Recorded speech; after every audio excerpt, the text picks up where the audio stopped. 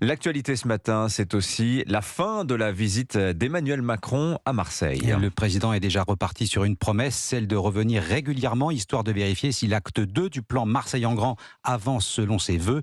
3 jours de déplacement et plusieurs thèmes abordés, éducation, logement, sécurité et santé. Qu'en pensent les Marseillais? Le mieux, c'est encore d'aller à leur rencontre. Reportage du correspondant d'Europe 1 à Marseille, Stéphane Burgat. Sur le très attendu volet sécurité dans les quartiers, l'annonce d'une CRS 8 permanente dès l'automne ne convainc pas Caïs.